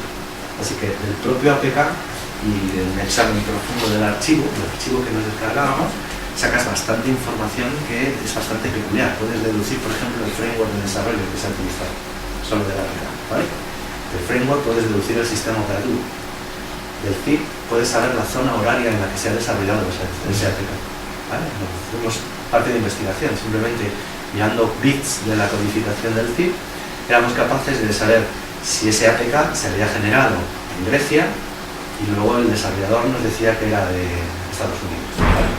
Eso en sí mismo, por sí solo, no es más que una característica, pero lo que hicimos es, vale, ya tengo este conjunto de características, todas desde ese nivel, ¿no? Un poco de, bueno, pues resulta raro, ¿no? El traducir esa intuición que tenía Sergio en cosas que eran tangibles. Y lo que hicimos fue, a partir de esas cosas tangibles, construir un sistema de machine learning. Nos dimos cuenta desde un principio que al tratarse de aplicaciones y en nuestra primera batida sacamos unas 100 y pico características de cada una de estas cosas, nos dimos cuenta de que el problema era un problema grande de Big Data, porque al final cada aplicación iba a tener o estar perfilada por vectores gigantes de información y teníamos del orden de 3 millones de aplicaciones en el Google Play, ¿vale? Entonces la multiplicación, nuestra primera prueba de concepto era no me acuerdo si utilizamos sería un MySQL seguro. El rendimiento empezó a tener un pequeño problema, así que empezamos a cambiar de arquitectura y lo que hicimos fue construir una primera versión, un producto mínimo válido sobre Spark, ¿vale? O sea, utilizando Spark, sobre Sola como almacenamiento de indexación y con un almacenamiento estándar utilizamos Storm para la captura de las aplicaciones. Hicimos ese prototipo básico, construimos nuestro sistema de clasificación y obtuvimos una tasa de identificación de en torno al 85%. Mínimo producto válido, cutre cogido por los pelos por todos los lados, ¿vale? Con esa idea desarrollada hicimos dos cosas. Construimos una propuesta de patente para desarrollar la propiedad intelectual del producto, ¿vale? ¿Por qué? Pues porque debéis olvidar que nosotros somos una empresa que pretende ganar pasta, ¿vale? Cosas así por ánimo de la vida no las hace Telefónica. Telefónica intenta ganar pasta. Y segundo, iniciamos una campaña de comunicación a dos equipos: desarrollo de negocio y desarrollo software. Convencimos a ambos equipos y con ambos equipos convencidos hablamos con nuestro CEO, con Chema Alonso, y decidimos si esa idea, con los informes positivos de las dos áreas, tenía sentido que la convirtiéramos en producto. La respuesta fue afirmativa y ahí ya empiezas a perder el control desde el punto de vista de innovación. Tú sigues haciendo soporte, oye, esta era mi idea, te quedas ahí un poco jodido porque empiezan a apartarte de los procesos de decisión, bueno, tal. Entonces, entra el equipo de diseño, entra el equipo de desarrollo y lo meten en un DevOps, ¿vale? Aparecen ya los planificadores, metodología ágil, sprints cada 15 días, aplicaciones, batidos, cambian toda tu tecnología, los de marketing te cambian el logo, le buscan un nombre, los de producto empiezan a hablar con clientes, validan la idea y lo que vas haciendo es una idea que ha pasado por unas fases en las que eres más o menos autónomo en la toma de decisiones, validas eso y lo conviertes en producto. Convertirlo en producto hay dos fases. La primera, todos esos organismos trabajan de forma conjunta para definir el producto. No es lo mismo lo que yo entregué como producto válido al producto que hoy en día se distribuye. En ese trasvase siempre se caen cosas, ¿vale? Tú como aproximación, si quieres más cercana a la innovación, pues eres más ambicioso, hay muchísimas variaciones, pero cuando tienes que transmitir esa idea a un cliente, la idea tiene que ser lo más sencilla posible. Así que hay muchas cosas que nosotros teníamos en la prueba de concepto que todavía están en un roadmap para el final de este año. ¿Vale? Ya lleva 2 años en marcha el producto. Una vez que está conceptualizado el producto, la segunda fase es empezar a coger ese producto y generar tracción entre todos los clientes. Y eso es claramente un trabajo solo de business development y de marketing. Y ahí ya innovación, ayudas a construir discursos, validar las ideas, porque ya empiezas a desaparecer por completo. ¿Sí? Has dicho que no aconsejas ninguna certificación en concreto, Personal, que es Personal. insisto en mi opinión. pero entonces, si ahora te entra alguien, pues a alguna persona para incorporarse al equipo de trabajo y tal, ¿qué pedís? Lo que pedimos es primero una evaluación de actitud, ¿vale? En la que validamos los puntos que vosotros mismos escribís en el currículum. Valoramos que el currículum no sea puramente una transcripción del programa de vuestra carrera, sea la que sea. Valoramos que haya proyectos personales y os preguntamos cosas sobre esos proyectos personales. Valoramos la viabilidad, la calidad de esos proyectos. Si vemos que hay esta entrevista suele ser no más de media hora, ¿vale? Si vemos que en esa entrevista hay encaje, pues porque justo tenéis un perfil de desarrollador, justo tenéis cualquiera de los perfiles que he enumerado antes por ahí, lo que se hace es pasar a una segunda entrevista técnica. Entonces, sobre todo en el caso de los desarrolladores. Entonces, lo siguiente que te hacen es, a mí me puedes decir que tienes el CISP o lo que quieras, pero en la entrevista técnica te van a decir, mira, tienes un caso en el que esta cookie está mal implementada, ¿cómo me la defines? Eso es algo que en algunas certificaciones te enseñan a hacerlo, pero si no sabes hacerlo no te contratamos por mucho que estés certificado. Pero entonces, o sea, a nivel estudios, porque claramente después de la universidad no tienes más. Claro, ahí no lo es que que tenemos es- seas tú el que diga, pues me voy a meter a foro, no sé qué. Entonces, a nivel estudios, post universidad, ¿qué se puede hacer? Desde luego ahora mismo la oferta fundamental es buscar a priori másteres, ¿vale? Másteres oficiales por cuestión económica sobre todo, y ahí ahora mismo a nivel nacional hay una oferta bastante rica, ¿vale? Son interesantes desde la perspectiva...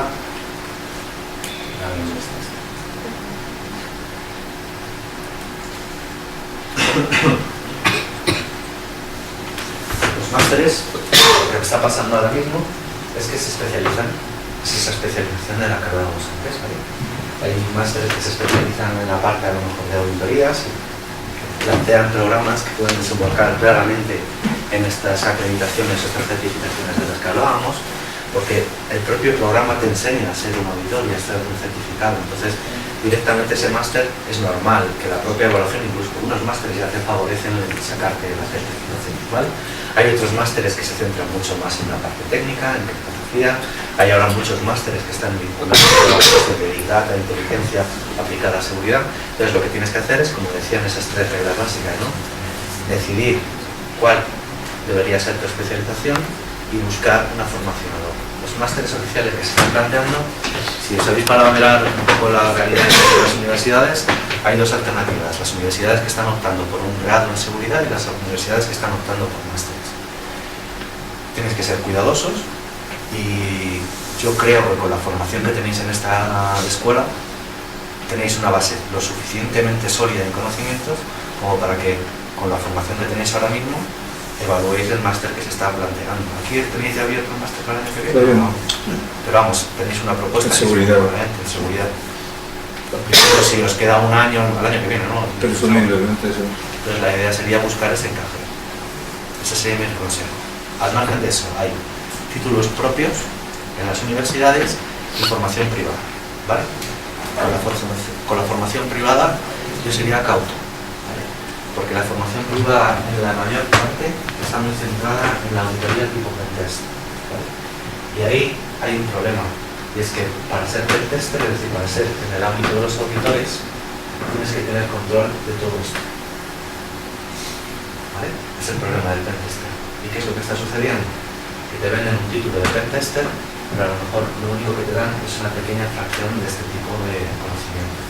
Entonces ahí hay que ser muy cauto, hay que buscar aquella información que realmente no nos cierre más que abrir oportunidades. Y luego, en términos de formación más orientada al desarrollo de otro tipo de trabajo, de seguridad del Estado, a día de hoy hay pocos programas formativos que estén orientados a la seguridad de la información. En Europa hay una universidad de referencia que es una que está en Irlanda, o si quisierais convertiros en fuerzas de seguridad del Estado, ¿vale? Pero sé que ostensiblemente que la Politécnica también está buscando un acuerdo precisamente con esa Universidad de Irlanda para establecer una instancia aquí en el ámbito nacional. Es estudiar. Sí, el problema es el cómo y el dónde. El problema está en saber el qué. ¿Y el cuál? ¿Por qué? No le he puesto. Fijaros, no es tanto el cómo, la parte difícil, sino el qué. Yo creo que si sabes el qué, es más fácil centrar el tiro y elegir. El problema es que ahora, parte de la complejidad a la hora de decidir dónde te formas es porque esta es la realidad. Entonces, claro, si no cierras el abanico y miras toda la oferta que tienes, hay oferta para todo esto. Claro, es casi imposible una toma de decisiones. Por eso, mi propuesta es primero decidir el qué y luego buscas el dónde. Pero si no decides el qué, si no ves cuál de las ramas te interesa, hay tanta oferta que es muy difícil esa toma de decisiones. Y aquí el problema es el qué se paga mejor. ¿Qué se paga mejor? Ostras, no sé. Mira, lo que mejor se paga es que seas capaz de moverte. Fíjate, muy bien. Es decir, no conozco a nadie que tenga un buen sueldo en los 2 primeros trabajos en los que estaba. Y te lo digo tirándome piedra contra mi tejado, porque, o sea, como empresa lo que no te interesa es que se te vaya la gente que estás formando.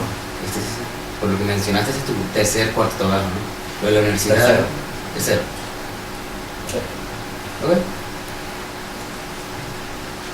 Ahí yo lo digo. O sea, al final, aparte de los conocimientos van llegando cuando haces un ejercicio de tu profesión, la clave está en la perspectiva, ¿vale? Y la perspectiva solo la tienes si te mueves.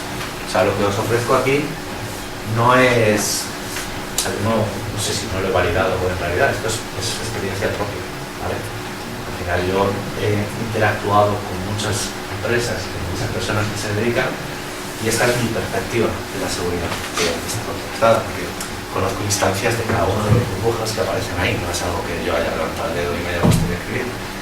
Pero la perspectiva es fundamental en el mundo de la seguridad, porque lo que os digo, independientemente de que tú te especialices en una, lo que tienes que saber es un poco de todo. Es como un matemático, ¿no? Un matemático tendrá una especialización, pero no puedes decirle a un matemático que no sepa qué es un espacio de Galois. ¿Vale? Venga, hemos terminado. No. Venga. Quería preguntarte qué tipo de documentación, libros y tal se aconsejan. Yo creo que ya los libros, bueno, de conseguir sin problemas.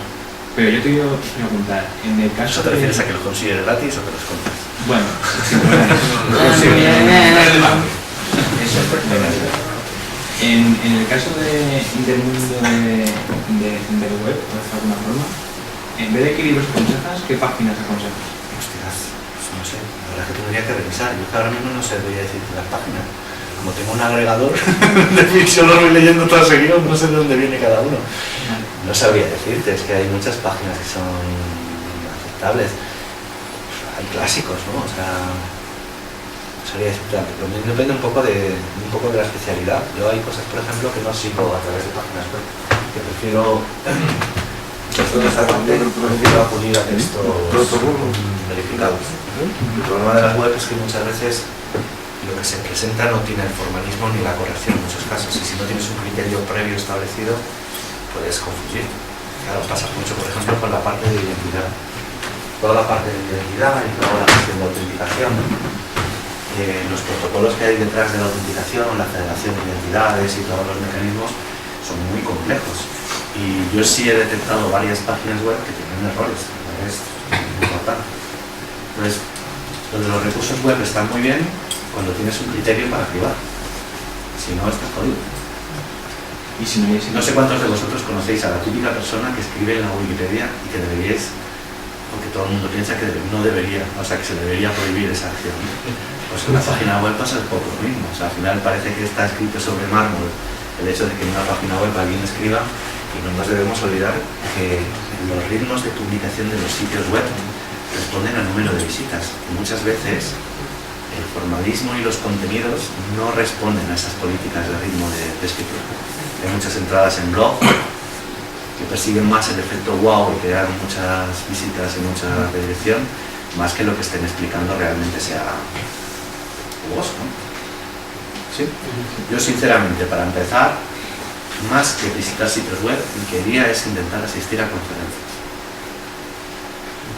Ahí lo que haces es establecer un contacto directo con gente. No estoy diciendo que todo el mundo que vaya a una conferencia presente cosas de calidad, pero primero conoces a mucha gente que son los asistentes, y la propia reacción del público, estando en el público, no te digo, estando en el público te va a permitir filtrar y aprender a filtrar lo que tiene calidad y lo que no tiene calidad, ¿vale?